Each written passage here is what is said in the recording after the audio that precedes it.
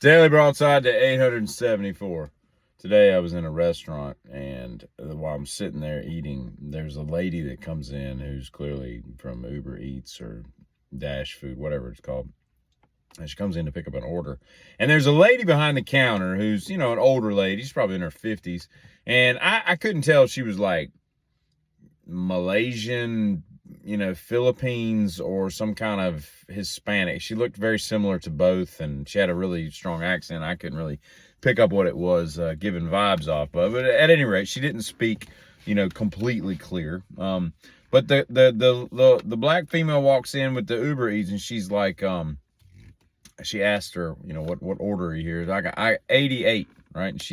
And the lady, she turns around, she's looking at like the little rack of all the food and stuff, and she's like, I don't see an 88. I'm not doing her voice any justice. She's like, it's right there. 88, right? And she's like, I've got an 808, and she's like, right there. It's right there. You looking at it, like that kind of thing. And I'm like, this is getting interesting. I don't know why she's so upset. And finally, they have a misunderstanding. The girl was saying 88, as in 808, 80, 80, and 8. No one talks like that, okay? This lady had done nothing wrong. You're out here yelling the wrong damn number, and you're mad at her because she can't understand what the hell you're saying. Nobody says a 3-digit number, like 726, 726. No one says that. No one, okay? No one. And if anybody is doing that, they should be banished from the continent, okay? That's just ridiculous. And she got this whole pissy attitude about it. And the lady, of course, is like, oh, I'm sorry. I thought you were saying, when you said 88, I thought you were saying 88, not 80. And of course, it sounded like the same thing. I thought you said 88, not 88. And I'm sitting here, I'm like, and then the guy I'm with, I'm like, can you believe this? I was like, nobody says 8. Anyway, I've made my point. Moving on. I went into, shortly thereafter, stopped in a Guitar Center because I went by one, and I always do a couple things when I go into a Guitar Center. I check the tab books to see if there's anything I need that I didn't know was in print. And I always make a beeline for the guitar wall to see what left-handed choices there are, particularly in the acoustic room, because since I started playing in 1989, I have never once played a 12-string guitar that was left-handed. Now, I've strummed some right-handed ones upside down. I can make some basic chords with it, but I've never gotten to play, and I want one. I just can't find one, and I'm not going to just buy one until I decide that that's really something I want. I want to be able to play it. And they had 0 acoustics for left-handed. There had to be 250 guitars in there. And then on the wall, there were 3 left-handed guitars. Do you realize how cruel it is, this world, for people that play this way instead of this way, the wrong way? They play this way. It's just very frustrating. Well, while I was in there, there was an older gentleman who was probably, again, in his 50s. And today's what, Thursday? It's Thursday afternoon. It's right about 1:45. And he's in there just noodling around, playing all this crap, clearly just showing off for everybody that could hear him, and there's like 7 people shopping there. And he's just playing and playing and playing. And I'm like, he obviously can play the guitar. I mean, he was ripping off some Eddie Van Halen stuff, and it sounded pretty good. I mean, he was a decent player. So he owns a guitar, I would assume. I mean, why? I just couldn't imagine working in that store. It's got to be right up there with the 40-Year-Old Virgin, where the girl is like, or the dude's like, if I have to hear Michael McDonald one more time, it's that kind of stuff. I just, and the whole thing about playing Stairway to Heaven and Deep Purple and all this Metallica and whatnot, Enter Sandman, all this same crap that, because everybody that starts guitar plays the same type of songs, It's crazy. I mean, you learn the first 2 songs that I ever learned to play that I could kind of simulate the song was Wasted Years by Iron Maiden and I'll Be There For You by Bon Jovi. Those were my first 2 songs. Most people's first 2 songs were Smoke on the Water, Iron Man, Try to Bastardize Crazy Train by Ozzy, that kind of stuff. But I wasn't shown those. But at any rate, I went in there to get some drumsticks because I needed some new drumsticks.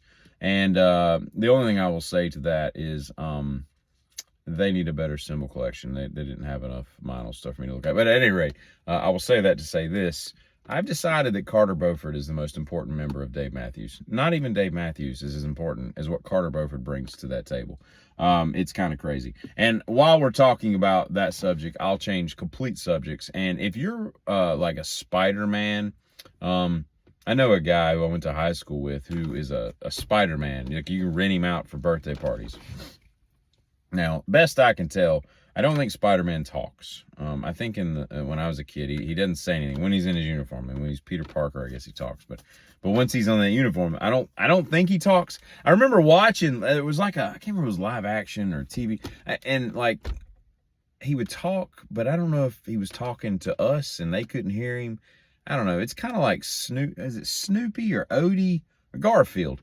Does John Arbuckle, can he understand Garfield, or is it just, we're just reading, like when you read a Garfield comic, John doesn't know, he can't talk to the cat and the dog. They're just talking to us, right?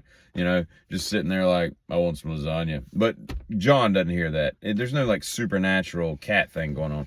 And that may be the same way with Spider-Man, but I don't think Spider-Man talks. But my point is, if you go and you're like dressed up as Spider-Man, which I'm sure I could go on Amazon right now, and for $87, tomorrow I could have a Spider-Man outfit, and I may do that tonight, I don't know, and I could just put it on and bam, rent me out for $250 a birthday party. But here's the thing, right? You show up, and you know, you obviously have to have some kind of gymnastics, you know, martial arts or something kind of background, so that you can, you know, do a flip. You know, if you can do a standing backflip, that's kind of cool. You know, that would help instead of just coming in and, you know, I mean, but here's the thing, you can't shoot any web, and if you do, you got those like protuberances that like that's so gaudy, the kids would be like, that's not even real. You know, he's not shooting that out of his what. So like, what do? You can't talk to the kids. It's kind of like the car, the Camaro that was dressed up like Lightning McQueen. You pull up, and what do you do? What does the kid do? Just look at, I don't understand. But I say all of this, my whole point in all this is, I think that one of two things should happen, okay? Either flat-chested women should be the Spider-Man, and not very hippie. I mean, if you're a real hippie, that would kind of throw it off. I mean, we need you need to be like kind of not very curvy, let's just say, and obviously flat-chested, because we don't want to see breasts on Superman. I mean, Spider-Man, or Superman for that matter. That's what Supergirl's for, or Superwoman. Is there not a Superwoman? I know there's a Supergirl. There's a Plastic Girl, Plasty Girl. I'm not into superheroes, so I don't really know half of what I'm talking about. But the other thing is, so either that kind of form of female, and you'd be all limber and stuff, you'd be splits and stuff like that, and, you know, shoot your little web. But the other thing is you know, you don't really need to be like majorly well endowed for you to be a Spider-Man. And what I mean by that is, the kids don't need to see all that packaging down there, just because, you know, any kind of Spider-Man, I'll find out tomorrow when I get my Spider-Man outfit in the mail. I would imagine that they are all very revealing, you know, and time will tell. We'll see what happens tomorrow, sometime around this time perhaps. But I would imagine that Lycra spandexy type of thing, it's going to outline everything you got. And all I'm saying is, you don't need to have a lot. You know, you need to be a grower if you're going to be a Spider-Man, because the children don't need to see that. The parents don't need to see that. You know what I mean? Because I watched some guy flipping into the kitchen the other day at one of these parties, and it's just like, whoa, yeah, that's a little that's outside the lines. You know what I'm saying? I don't know. It's strange to me that someone would want to just jump around children like that. It seems inappropriate. So that's all there is to that. Y'all have a good one. Kitty.